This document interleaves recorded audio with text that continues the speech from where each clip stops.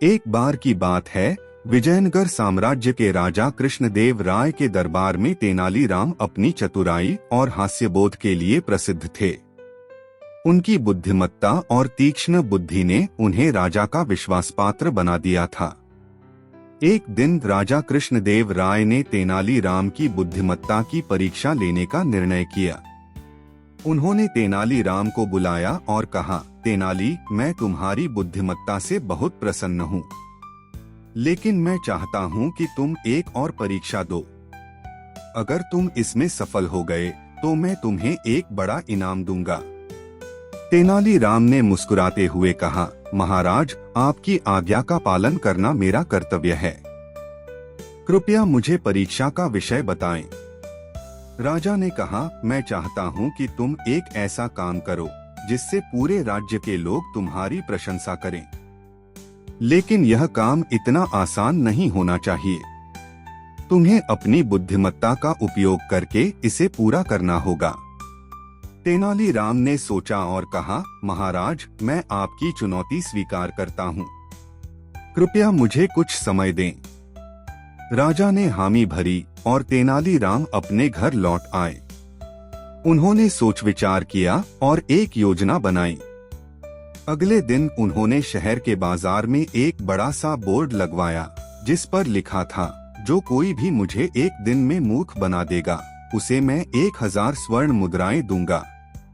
यह सुनकर पूरे शहर में हलचल मच गई। लोग तेनालीराम को मूर्ख बनाने के लिए तरह तरह की योजनाएं बनाने लगे। कुछ लोगों ने उन्हें झूठे वादे किए तो कुछ ने उन्हें चालाकी से फंसाने की कोशिश की। लेकिन तेनालीराम हर बार उनकी चाल को समझ जाते और उन्हें हंसाते हुए भगा देते। एक दिन एक बूढ़ा आदमी तेनालीराम के पास आया और बोला, मैं तुम्हें मूर्ख बना सकता हूँ। तेनालीराम ने मुस्कुराते हुए कहा, ठीक है, कोशिश करो। बूढ़े आदमी ने कहा, अगर तुम मेरे साथ नदी के किनारे चलो तो मैं तुम्हें मूर्ख बना दूंगा। तेनालीराम ने हामी भरी और दोनों नदी के किनारे चल पड़े। रास्ते में बूढ़े आदमी ने तेनालीराम से कहा, तुम्हें पता है, इस नदी में एक जादुई मछली रहती है जो सोने के सिक्के देती है। तेनालीराम ने मुस्कुराते हुए कहा, वाकई? तो फिर तुमने उसे क्यों नहीं पकड़ा? बूढ़े आदमी ने कहा, क्योंकि मैं बूढ़ा हूँ और मेरी ताकत कम हो गई है। लेकिन तुम जवान हो, तुम उसे पकड़ सकते हो। तेनालीराम ने नदी में देखा और कहा, ठीक है, मैं कोशिश करता हूँ। उन्होंने नदी में हाथ डाला और ऐसा करते ही बूढ़े आदमी ने कहा, तुम मूर्ख बन गए। यहाँ कोई जादुई मछली नहीं है। तेनालीराम ने हंसते हुए कहा, लेकिन मैंने तो अभी तक कुछ नहीं किया।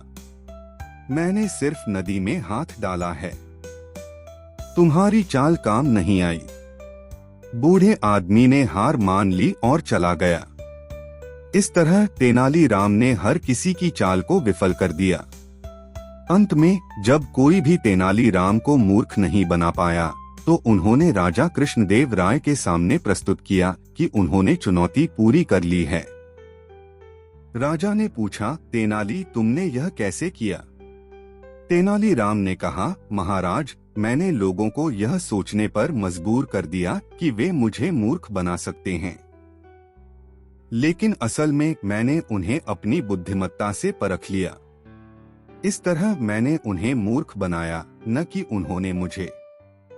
राजा कृष्णदेव राय तेनालीराम की चतुराई से बहुत प्रसन्न हुए और उन्हें 1000 स्वर्ण मुद्राएं इनाम में दी। उन्होंने कहा, तेनाली, तुम सच में बुद्धिमान हो।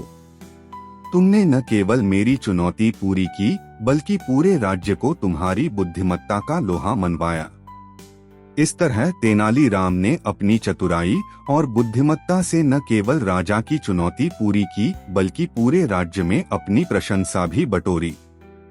यह कहानी हमें सिखाती है कि बुद्धिमत्ता और चतुराई से किसी भी समस्या का समाधान किया जा सकता है। तेनालीराम की यह कहानी हमें यह सिखाती है कि बुद्धिमत्ता और चतुराई से हर चुनौती का सामना किया जा सकता है।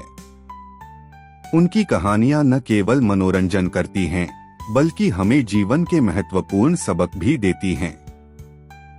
तेनालीराम ने अपनी बुद्धिमत्ता से न केवल राजा की चुनौती पूरी की, बल्कि पूरे राज्य में अपनी प्रशंसा भी बटोरी। यह कहानी हमें यह भी सिखाती है कि सही समय पर सही निर्णय लेना और चतुराई से काम लेना ही सफलता की कुंजी है।